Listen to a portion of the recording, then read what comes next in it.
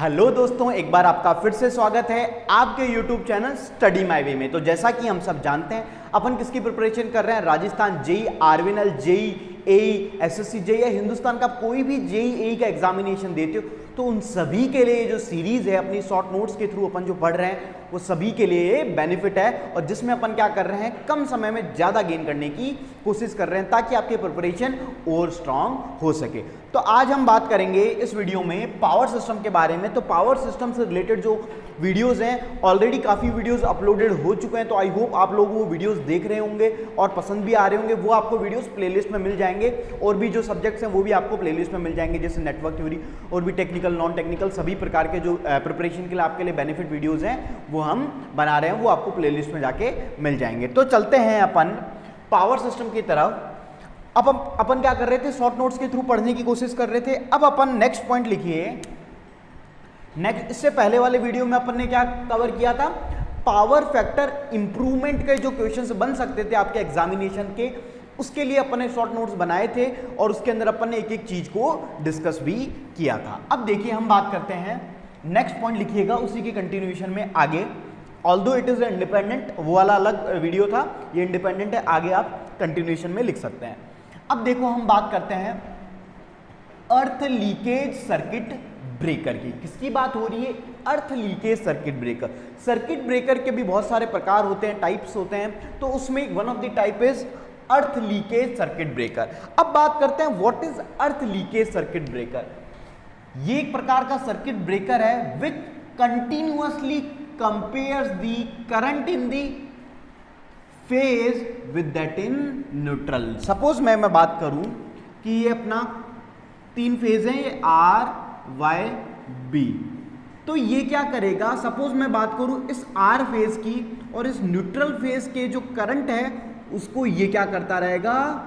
Continuously compare करता रहेगा। क्यों कंपेयर करता है? अल्टीमेटली सर्किट ब्रेकर का काम क्या होता है?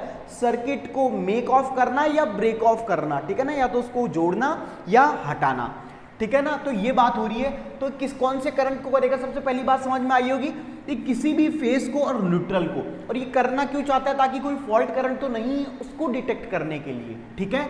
अब देखिए, आगे बात करते हैं the difference between the two किसकी बात हो रही है? मतलब फेज करंट और न्यूट्रल करंट की। उसको हमने क्या नाम दिया? The residual current which is flowing to earth. तो ये जो रेसिडुअल करंट है, सपोज, तो ये मान लीजिए ये यहां पे मेरा कोई एक अर्थ टर्मिनल है, उसके थ्रू मेरा कौन सा करंट फ्लो होगा? Residual current. बात समझ में आई? कौन सा करंट? Residual current. तो रेसिडुअल करंट क्या था? The difference between the phase current and the neutral current which is flowing to the earth. इसीलिए इसका नाम भी क्या है? Earth leakage circuit breaker. चलो ठीक है, यहां तक समझ में आया होगा। आगे चलते हैं, the purpose of residual current. अब इस रेसिडुअल करंट को फाइंड तो कर लोगे, लेकिन इसका काम क्या करोगे? The purpose of residual current is to monitor the residual current and to switch off the circuit breaker. क्या काम है? हमेशा ये जो आपका पर्पस है रेसिडुअल करंट, जो डिवाइसेस अपन लगा के रहेंगे, मेजर करते रहेंगे, उसका पर्पस क्या है कि अपन किसको मॉनिटर कर सके? जो रेसिडुअल करंट है उसको एक तो मॉनिटर करके रखें। मॉनिटर करने से क्या फायदा होगा कि कब करंट ज्यादा हो रहा है, कब करंट कम हो रहा है, हम देखते। अगर सपोज बहुत ज्यादा करंट हो जाएगा तो जो सर्किट है हम उसको क्या करना चाहेंगे? उसी वक्त क्या करना चाहेंगे? हम उसको स्विच ऑफ या शट डाउन करना चाहेंगे, ताकि जो आपके अदर डिवाइसेस हैं उसके अंदर जो अनवांटेड करंट है not go into that circuit. तो to switch off the circuit. If it rises, अगर ये बहुत ज्यादा बढ़ जाता है from a preset value when tripping current reaches a predetermined value, मतलब करंट एक प्री सेट वैल्यू या प्री डिटरमाइंड वैल्यू से ऊपर बढ़ जाता है, the circuit breaker trips and opens the main contact. Circuit breaker में आप जानते होंगे दो प्रकार के कॉन्टैक्ट होता है, एक होता है आपका फिक्स कॉन्टैक्ट, एक होता है मूविंग कॉन्टैक्ट। जब सर्किट ब्रेकर ऑपरेशन में नहीं होता तो फिक्स कॉन्टैक्ट और मूविंग कॉन्टैक्ट क्या होते हैं? दे कम इन कॉन्टैक्ट, मतलब टच्ड होते हैं। लेकिन जैसे ही कोई फॉल्ट आता है या फिर उसको ट्रिप करना है तो ये कॉन्टैक्ट्स क्या हो जाते हैं, ओपन हो जाते हैं, और ओपन होने के साथ ही जो सर्किट है वहाँ से वो जो सर्किट जो अनवांटेड जिस पार्ट को अपन हटाना चाहते हैं वो हट जाता है, ओपन हो जाता है। तो क्या लिखा है, rises from a preset value when tripping current reaches to opens the main contact and thus interrupts the circuit. और जो सर्किट है जिसके अंदर अनवांटेड करंट आया है उसने उस सर्किट को क्या कर दिया, इंटरप्ट कर दिया, उसको हटा दिया। और एक इससे फायदा क्या हुआ, अपना जो सिस्टम है उसके अंदर फॉल्ट आने से हम बच गए। तो ये बात हुई किसकी, अर्थ लीकेज सर्किट ब्रेकर की। अब इसके अंदर इंपॉर्टेंट थिंग आती है, अर्थ लीकेज सर्किट ब्रेकर में एक स्पेशल प्रकार की रिले यूज की जाती है जिसका नाम है latching relay. What it's name, the name is the latching relay. और ये किसमें यूज होती है, it is use in the earth leakage circuit breaker. बात समझ में आई। चलो अब बात करते हैं, चलो ये लैचिंग रिले तक समझ में आ गया हमको। अब हम बात करते हैं भाई, अभी कॉन्सेप्ट आया व्हाट इज लैचिंग रिले, तो हम लैचिंग रिले के बारे में पढ़ेंगे। अब इधर ध्यान से देखिए, हम बात करते हैं लैचिंग रिले।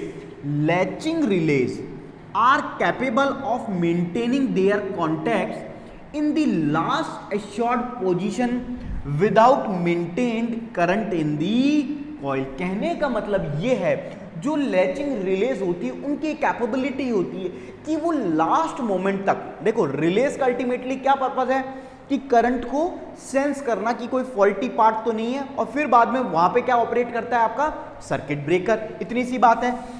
तो are capable of maintaining their contact in the last assured position without maintained current in the coil। बिना करंट को मेंटेन किए वो क्या करता है, उसकी लास्ट पोजीशन तो होल्ड करता है उस टिप को कि भाई कि हम उसको क्या कर सके, सेंस कर सके। तो ये बात होती है लैचिंग रिले की। फिर मैं बात करता हूं, these release hold their contact in position often power is cut off. Power cut off होने के बावजूद भी ये क्या करती है, अपने कॉन्टैक्ट को होल्ड करके रखती है, छोड़ती नहीं है। ये है स्पेशलिटी किसकी, लैचिंग रिलेज की।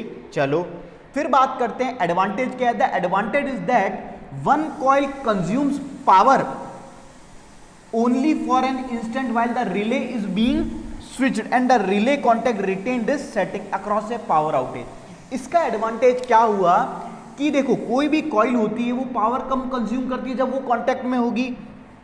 इसका एडवांटेज क्या हो गया, one coil consume power only for a instant while the relay is being switched. जब तक रिले स्विच्ड है तब तक क्या करेगी, वो पावर को क्या करती रहेगी, consume. And the relay contact retain, और जो रिले कॉन्टैक्ट जो रिटेन करके रहते हैं this setting across a power outage. जब पावर आउटेज होगा तब क्या हो जाएगा, तब तक वो रिटेन करके रखेगी अपने कॉन्टैक्ट्स को। तो ये है इसका एडवांटेज। बात समझ में आई। चलो अब ये बात हो गई किसकी, अपनी लैचिंग रिले की, जो कि किसके अंदर यूज हो रही थी, आपकी अर्थ लीकेज सर्किट ब्रेकर के अंदर अपना क्या यूज हो रही थी, आपकी लैचिंग रिले हमारी यूज हो रही थी। तो ये एक टॉप पॉइंट था अर्थ लीकेज सर्किट ब्रेकर से रिलेटेड और लैचिंग। इससे बाहर इसके क्वेश्चंस नहीं आएंगे। अब बात करते हैं नेक्स्ट पॉइंट डालिए, इनवर्स टाइम ट्रिपिंग। हेडिंग डालिए, तो यहां तक आप लिख सकते हो, फिर लिखिएगा inverse time tripping. Inverse time tripping, अब देखो आपने क्या होगा, बहुत सारी कैरेक्टरिस्टिक्स पढ़ी होगी। Inverse time characteristics 1/T, very inverse time characteristic, extremely inverse time characteristic. तो ये क्या कैरेक्टरिस्टिक्स होती है रिलेज की, कि जो रिले है वो कितनी जल्दी ऑपरेट करे फॉल्ट के अक्रेंस में। तो अल्टीमेटली वहां पे जो फैक्टर आता है वो किसका आएगा, कि टाइम का। कि जैसे मान लीजिए कोई एक फॉल्ट है, मैं कहता हूं 1 एम्पियर का सपोज मैं मानता हूं 10 एम्पियर का कोई करंट है, मैं उसको कंसीडर करता हूं कि it is a fault. 10 ampere को ऑपरेट करने के लिए, मैं बात कर रहा हूं, ध्यान से सुनिएगा, 10 एम्पियर को ऑपरेट करने के लिए आपका जो रिले है एक स्टिपुलेटेड टाइम लेगी। सपोज मैं कहता हूं 3 सेकेंड, ठीक है ना, 3 सेकेंड उसने उसको सेंस करने में लिया। फिर मैं कहता हूं तो 100 एम्पियर का एक करंट है ना, वो भी फॉल्ट करंट है, और उसको क्या 3 सेकंड ही लेना चाहिए? आप लॉजिकली सोचो कि करंट इतना ज़्यादा है, 10 एम्पियर तक चलो ठीक था, 100 एम्पियर उसका 10 टाइम्स है, क्या उतना ही टाइम उसको लेना चाहिए ऑपरेट करने में, सेंस करने में, या थोड़ा कम लेना चाहिए? ऑब्वियसली क्या उसे लेना चाहिए? कम लेना चाहिए। कंपेयर किसके? पहले के कंपैरिजन में उसे क्या लेना चाहिए? कम लेना चाहिए अपना टाइम को। तो ये बात होती है टाइम कैरेक्टरिस्टिक्स की। तो अभी देखो हम बात कर रहे हैं इनवर्स टाइम ट्रिपिंग की। Inverse time tripping is characteristic of A circuit breaker in which breaker trips in more time with over current. ठीक है ना, ये यहां पे क्या लिखा है कि मोर ज्यादा टाइम लेगा विद ओवर करंट। कहने का मतलब ये है कि आपका जो ये किसकी कैरेक्टरिस्टिक्स है, सिंपली आपको ध्यान रखना है more time with over current, मतलब ओवर करंट के साथ क्या ले रहा है? मोर टाइम ले रहा है। लेकिन हमको अल्टीमेटली हमारा पर्पस क्या होना चाहिए कि जैसे जैसे करंट बढ़ता जाए, तो जैसे अलग अलग कैरेक्टरिस्टिक्स होती है, एक्सट्रीमली इनवर्स है ना, वेरी एक्सट्रीमली इनवर्स, तो उसमें क्या हो जाता है, जो आपका टाइम टेकन है वो हो जाता है कम। ठीक है, अब देखो यहां पे इसी के अंदर पॉइंट है शंट ट्रिप डिवाइस। किसकी बात हो रही है?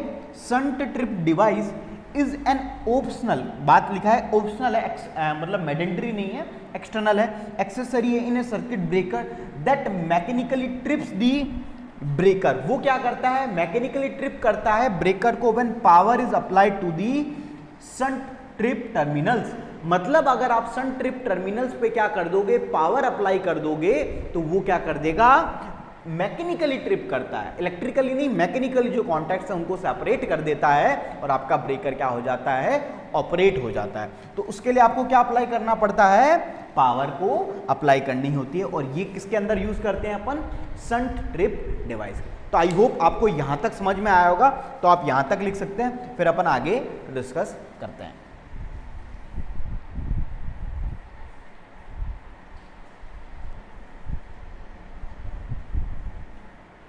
तो आई होप आपको यहां तक समझ में आ गया होगा। अब अपन आगे डिस्कस करते हैं कुछ और पॉइंट्स के बारे में।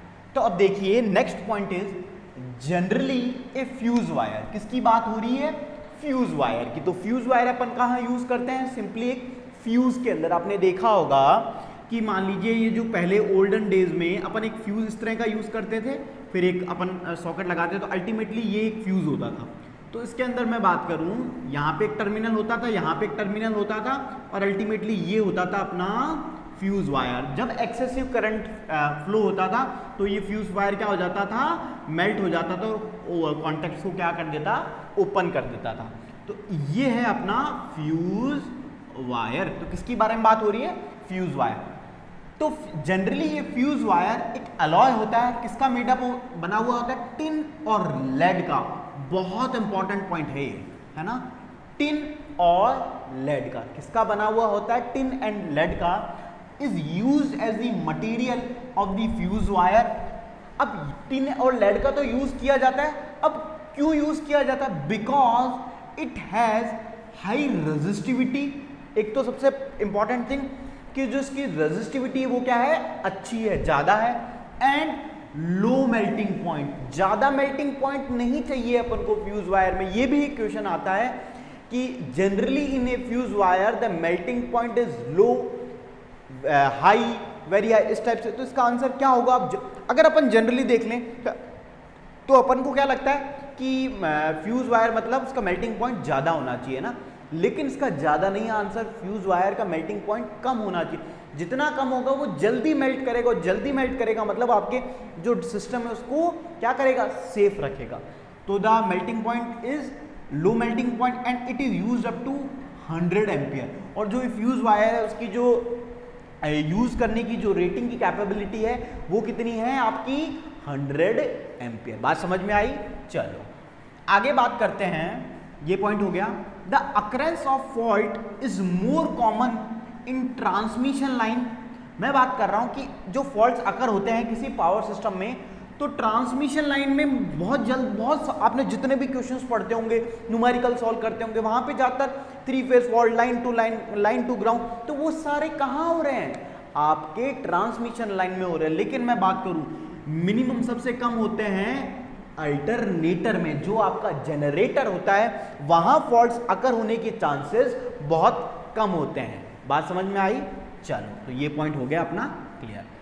आगे चलते हैं। In line to ground fault LG faults, आपने 3 कंपोनेंट्स के बारे में सुना होगा जब अपन फॉल्ट एनालिसिस पढ़ते हैं या करते हैं। तो there are 3 component. The first one is positive sequence component जिसे हम 1 से डिनोट करते हैं। Second one is negative sequence component जिसे हम 2 से डिनोट करते हैं। And the third one is zero sequence component जिसे हम किसे 0 से करते हैं। तो पॉजिटिव सीक्वेंस किसके सिमिलर होता है? आपके जो नॉर्मल आपकी सप्लाई वोल्टेज है उसके। नेगेटिव सीक्वेंस आपके इनवर्स जो सप्लाई वोल्टेज, और जीरो सीक्वेंस के अंदर जो तीनों कंपोनेंट्स होते हैं वो इन फेज होते हैं, है ना। तो मैं बात कर रहा हूं इन 3 कंपोनेंट्स IA0, मतलब ये कौन सा हो गया? Zero sequence, positive sequence, negative, R equal. ये तीनों के तीनों इक्वल होते हैं किसके अंदर? LG फॉल्ट्स में। और इंपॉर्टेंट भी है, IA1 is equal to IA2, IA2 is equal to IA0 and ये किसके बराबर है? IA/3। तो अगर आपसे कोई छोटा सा न्यूमेरिकल पूछ लिया जाए तो क्या आप निकाल पाओगे? बिल्कुल, आप इजीली निकाल सकते हो। तो ये बात हुई LG फॉल्ट्स की। आगे बात करते हैं, हम बात करेंगे शंट फॉल्ट की। क्या होता है? फॉल्ट्स जब अकर होते हैं तो कुछ प्रकार के फॉल्ट्स होते हैं। तो एक बात करते हैं हम शंट फॉल्ट की। तो शंट फॉल्ट क्या होता है?